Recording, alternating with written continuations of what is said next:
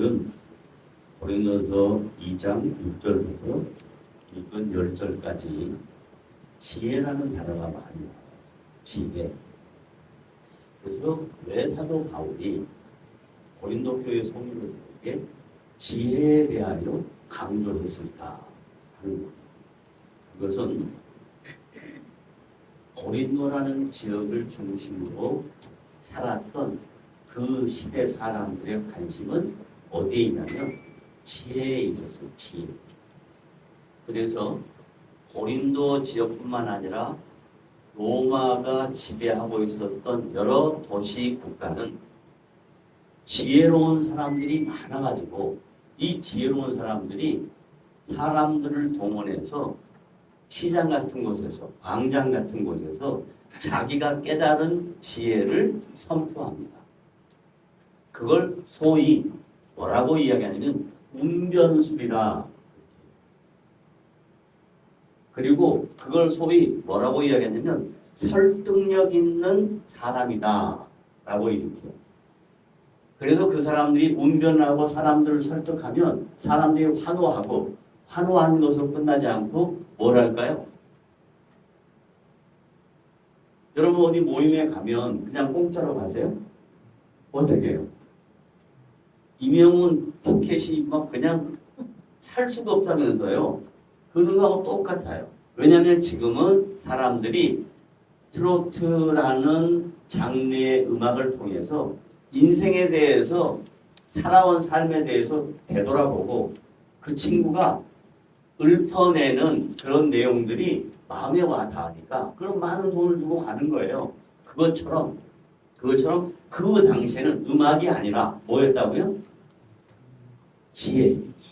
사람들이 깨닫고 싶단 말이에요. 도대체 인생이 뭔가?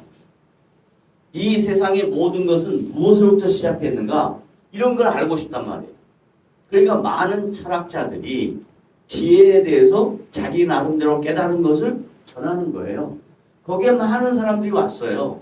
많은 사람들이 왔다가 그냥 간다고요? 어떻게 한다고요? 돈을 냈다니까요. 돈을. 그래서 그 당시 지혜자들이 많은 돈을 벌었어요. 그리고 사람들을 잘못된 길로 끌고 갔단 말이에요. 그게 뭐냐면 헬라 철학입니다. 뭐라고요? 헬라 철학. 헬라 철학이 그 시대의 모든 사람들의 정신과 문화를 지배하고 있었어요. 마치 지금 뭐가 비슷하냐면 우리나라 K-컬처, K-뮤직, K-푸드 이런 것들이 전 세계 사람들에게 관심을 갖는 것처럼 그때 당시는 그 헬라 철학자들이 전하는 내용에 사람들이 많이 휩쓸렸어요. 그래서 헬라 철학이라고 할 때 헬라 제국이 문화를 지배하고 사람들의 정신을 지배했고, 철학은 무슨 뜻이냐면 영어로 철학이 뭘까요? 필라소피라는 거예요. 그래서 이 필라소피가 어디서 나왔냐면 필로스라는 사랑이라는 단어가 있어요. 사랑이라는 헬라어 단어가 세 가지가 있는데 일반적인 사랑을 얘기하는 거예요. 네 가지 이야기하는 사람도 있지만 저는 보편적인 내용으로 세 가지만 이야기할게요. 첫째는 아가페라는 사랑이 있어요. 아가페는 하나님의 사랑이에요. 그 다음에 두 번째는 뭐예요? 방금 이야기했던 필로스. 뭐예요? 필로스. 따라해봐요. 그냥 가만히 쳐다보면 보시겠지만. 뭐라고요? 필로스. 필로스는 뭐냐면 정신적 사랑이에요. 그다음 마지막 사랑은 뭐가 있을까요? 그래, 육체적 사랑, 에로스 이렇게 이야기합니다. 그래서 철학을 이야기할 때 정신적인 문제니까 필로스라는 사랑이라는 단어를 쓴 거예요. 필로스에서 필 가져온 거예요. 그 다음에 필라소피 할 때 소피는 소피아예요. 뭐라고요?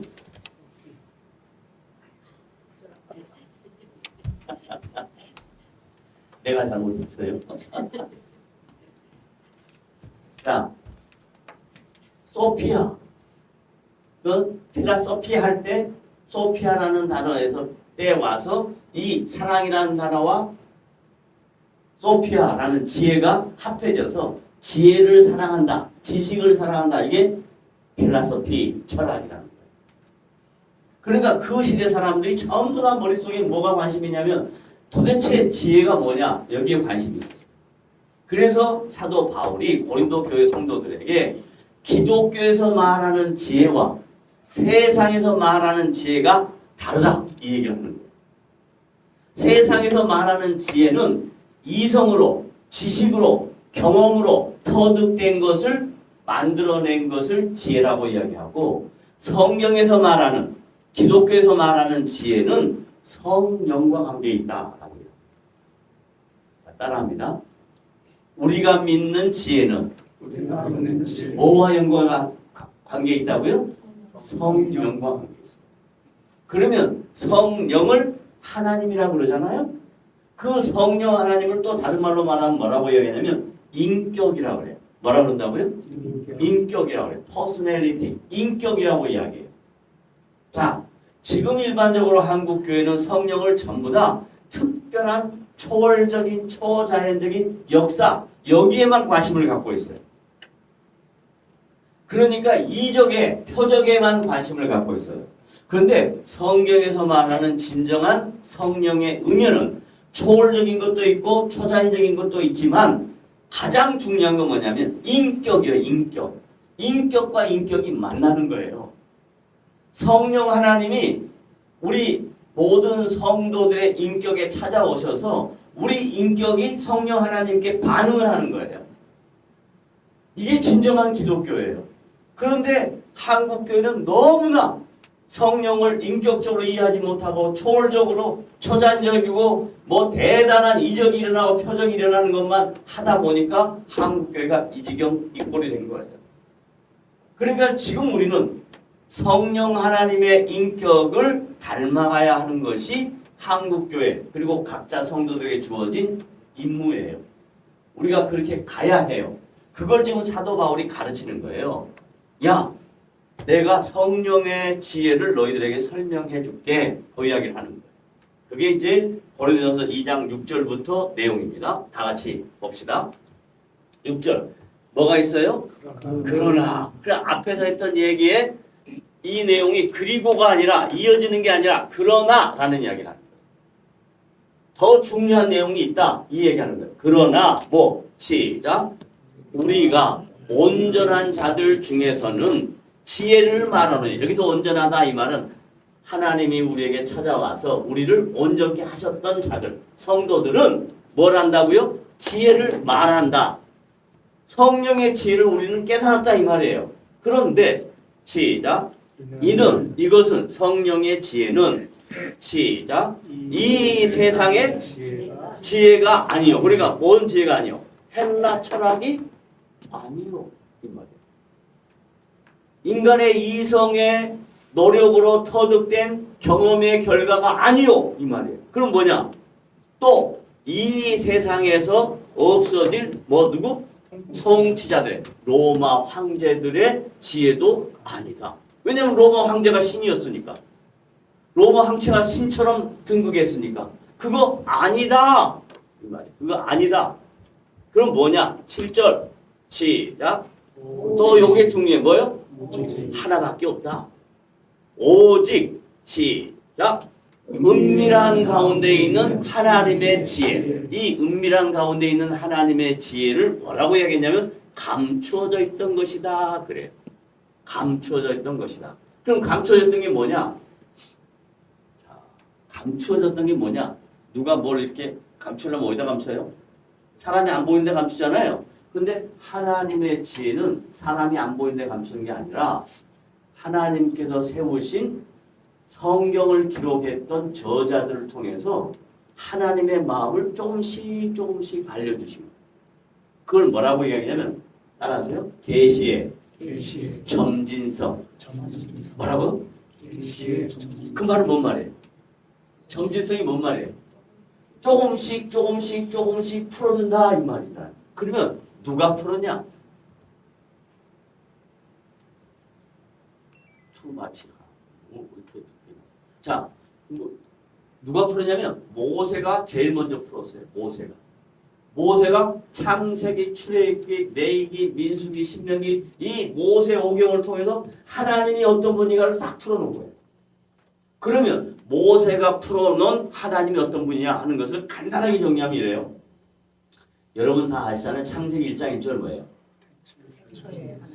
태초에 하나님이 주어예요. 태초에 하나님이 뭐 천지를 하늘과 땅을 창조했고, 다른 말로 말하면 제일 먼저 모세를 통해서 풀어놓은 게 뭐냐면 하나님은 창조주다. 이걸 풀어놓은 거예요. 하나님은 창조주다. 그 다음에 조금 더 가서 풀어놓은 게 뭐냐면 6일 동안 창조해놓고 7일에 쉬고 그리고 하나님의 형상으로 인간을 만들었다. 그럼 우리가 누구라고요? 하나님의 형상이라 이 말이에요. 우리가 누구라고요? 하나님의 형상이라. 그러면 하나님이 우리처럼 생겼을까요? 한국 사람처럼 생겼을까요? 하나님의 형상 그러니까 자꾸 사람 어떻게 생각하면 눈에 보이는 걸 생각해요. 여기서 image of God 하는 하나님의 형상은 지, 정, 의 이걸 가리켜요. 뭘 가리킨다고요? 지, 정, 의. 이걸 다른 말로 뭐라 그래요? 인격이라 그래요. 인격. 이야 역시 최고다. 지, 정, 의가 뭐라고요? 인격. 그러니까 하나님이 우리를 하나님의 형상으로 만들었다 이 말은 우리 안에 인격이 있다 이 말이에요. 그 계시를 또 풀어준 거야. 그런데 인격이 있는 우리가 어떻게 돼버렸어? 하나님의 명령에 순종해 안 순종해? 불순종해. 하나님이 명령한 명령 절대로 하지 말라 하는 것을 불순종해서 하나님과 관계가 분리되는 거야. 그걸 뭐라 그러냐? 죄라고 얘기해요. 죄. 그러니까 죄는 도덕적이고 사회적이고 윤리적인 게 아니에요. 기독교에서 말하는 죄는. 기독교에서 말하는 죄는 하나님과 분리된 거예요. 그 내용을 계시로 보여준 거야. 그래서 하나님이 분리된 인간을 나와 영적인 교제를 할 수 없는 인간을 다시 회복시키겠다 하는 게 구원이야. 그게 창세기 3장 15절에 예수 그리스도가 여자에게서 나가지고 사단을 밟아 죽이겠다는 첫 번째 주님의 놀라운 구원의 약속이 창세기 3장 15절 말씀이에요. 그런 계시가 이렇게 펼쳐진 거예요. 그게 뭐라고 이야기냐면 감춰졌던 것을 하나님이 우리 가운데 알게 하셨다. 그게 지혜다. 근데 너희들은 헬라 철학자들의 얘기를 듣고 그게 지혜라고 착각하고 도망가냐? 그 이야기하는 거예요. 지금으로 이야기하자면 우리 성도들이 교회 와서 하나님의 말씀은 들어도 교회 밖으로만 나가기만 하면 세상의 지혜가 나를 헷갈리게 하고 혼동케 하고 세상 따라갔다가 또 주일날 되면 교회 와서 앉으면 양심은 있습니까? 하나님 내가 일주일 동안 살면서 알고 지은 죄 모르고 지은 죄 다 용서해 주시고 맨날 기도가 그거야. 하나님을 알면 그게 아니야. 하나님 내가 좀 더 멋있는 사람으로 살 수 있도록, 하나님 제가 좀 더 넉넉한 사람으로 살 수 있도록, 하나님 제가 좀 더 의미 있는 가치 있는 삶을 살 수 있도록 도와주십시오. 이게 신앙이라 이 말이에요. 그걸 바울이 너무 안타까워서 고린도 교회 성도들에게 쓰는 거야. 그 다음에 하나님이 뭐 우리의 누구의? 누구의? 나의 뭘 위하여? 영광을 위하여. 여러분이 어떤 존재가 됐다? 누구 안에서? 예수 안에서 영광스러운. 그게 뭐냐면 아까 말했던 하나님의 형상이 인격이 누구 안에 있다? 내 안에 있다. 그걸 뭐라 그런다? 영광이라 그런다. 영광 그러니까 뭐 여기다 뭐 관을 씌워주고 뭐 대단한 별을 달아주고 이게 아니고 하나님의 형상이 너희 안에 회복됐다. 그러니 영광스러운 존재다. 이야기. 자, 이건 창세전에 미리 정하신 것이다. 그래서 구원은 하나님의 예정이다. 이런 얘기예요. 그 얘기를 하면 너무 시간이 기니까 넘어갑니다. 8절. 시작. 이 지혜는 이 세대의 통치자들이 한 사람도 아무리 똑똑한 사람이라도 아무리 권력 있는 사람이라도 아무리 능력 있는 사람이라도 아무리 돈 많은 사람이라도 하나님의 지혜는 안다 모른다. 모른다. 자기 힘으로는 절대 모른다. 그럼 어떻게 되냐? 만일 알았더라면 영광의 주를 십자가에 못 박지 아니하였을 거예요. 똑똑한 것들이 주님을 십자가에 못 박았죠. 로마 군병들이 힘으로 주님을 십자가에 못 박았죠. 알았다면 하겠어요? 그게 지금도 예수를 믿지 않는 사람이 주님을 십자가에 동일하게 못 박고 있어요. 우리 주변에 수도 없이 많은 사람들이 자기 지혜로 지금 우리나라 이 현실도 다 똑같아요. 자기 지혜로. 자기 지혜. 아니에요. 복음은 그게 아니에요. 그 다음 9절 시작. 기록된 바. 이건 이제 구약부터의 말씀이에요. 계시가 이렇게 점진적으로 오는 거예요. 기록된 바. 누가?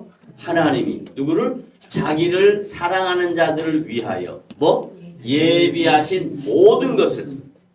지혜는 예비하신 모든 것은 눈으로 보여 안 보여? 안 보여. 그러니까 우리가 저 사람이 지혜 있는 사람인가 알아 몰라? 몰라요.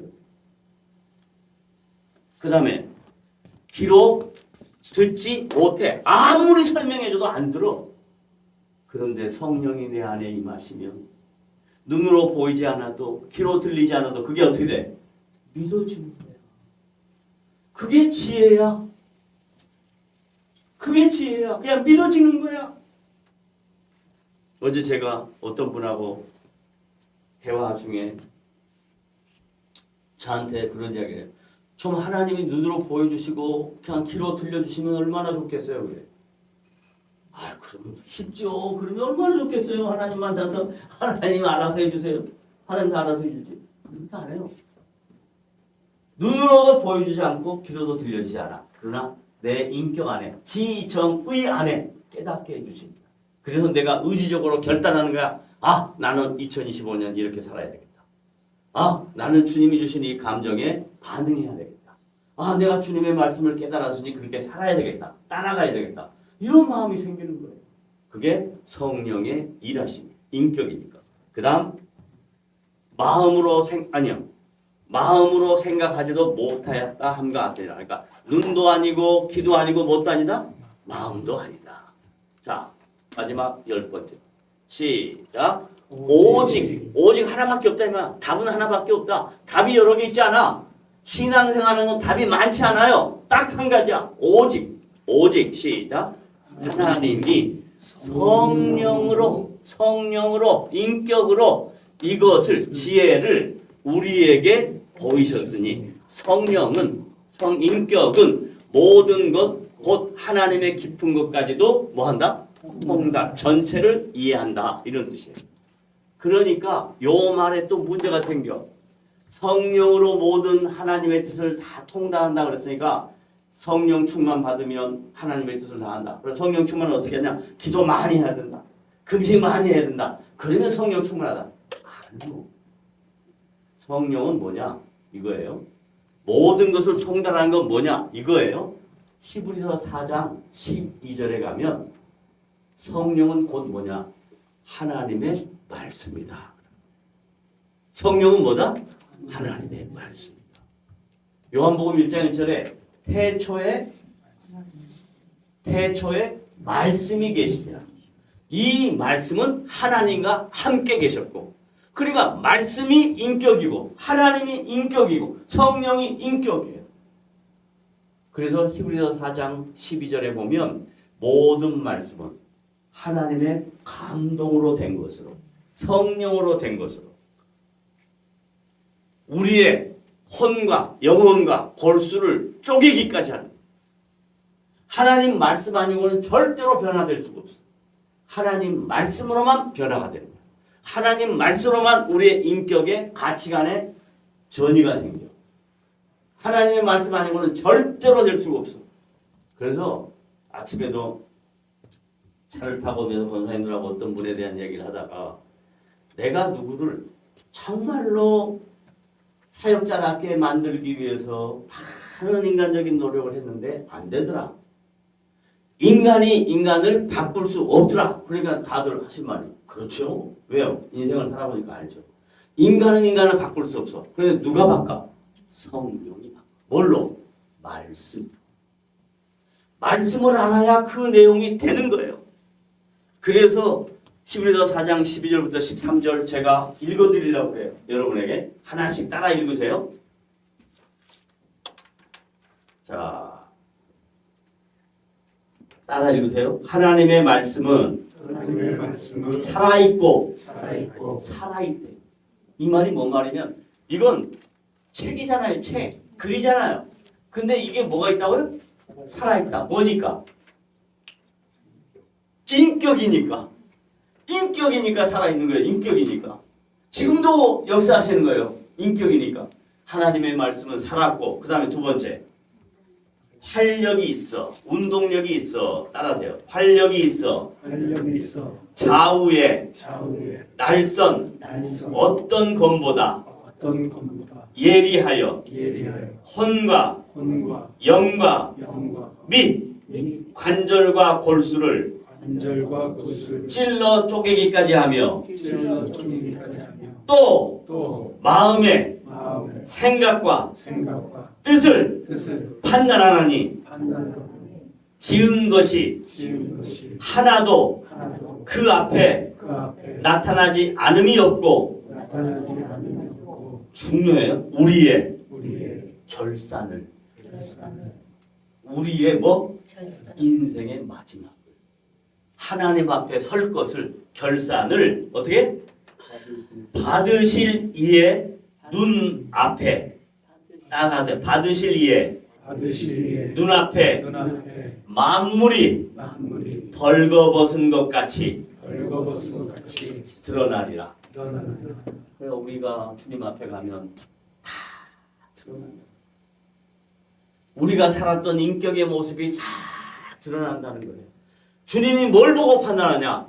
우리의 인격의 변화, 우리의 가치관의 전이, 우리가 살아왔던 삶의 내용들, 이걸 다 주님 앞에서 드러날 거다 이 말이에요. 그러므로 저와 여러분은 사도 바울이 고린도 교회 성도들에게 그들이 헬라 철학에 빠져가 있고 지금 우리가 세상의 가치관에 빠져가 있는 것을 고치기 위해서, 회복시키기 위해서 이렇게 말씀하는 거예요. 주의 말씀으로, 성령의 인격으로 우리의 마음과 우리의 생각과 우리의 행동과 우리의 가치관이 달라질 때, 그걸 다른 말로 말하면 태도의 변화예요. 오늘 주보에 제가 예화로 기록해낸 내용을 보면 성공한 사람들 보면요, 열심히 공부해서 성공한 사람이 있어요. 행동을 바로 해서 성공한 사람이 있어요. 그런데 가장 중요한 내용을 살펴보니까 진정한 성공자는, 하나님 앞에서 하나님이 기뻐하시는 성공자는 누구냐? 태도의 변화. 왜냐하면 인격이 태도를 변화시켜요. 인격이 가치관을 변화시켜요. 가치관의 전이가 생겨요. 그리고 인격이 우리의 앞날을 선하게 인도해 줄 것을 믿고 그 길을 따라가는 겁니다. 근데 그것이 힘들어요. 녹록지 않아요. 굉장히 어려워요. 그래서 그 길을 뭐라 그러냐? 십자가의 길이다, 좁은 길이다, 그렇게 합니다. 그래서 예수를 믿고 산다는 것은 넓은 길을 가는 게 아니라 좁은 길을 주님을 따라 한 걸음 한 걸음 나아가며 그 십자가의 영광을 바라보며 살아갈 때 여러분의 인생 속에 2025년 설 명절을 마치고 새롭게 이미 새해는 시작됐지만 또 동양적 관점에서 새해가 시작될 때 하나님의 은혜가 여러분의 인생 속에 충만하게 넘칠 것을 믿고 인격의 변화를 가져서 여러분의 태도와 가치관의 변화가 올 한 해 아름다운 열매로 풍성하게 임하시기를 주님의 이름으로 부탁을 드립니다. 아멘. 기도합시다.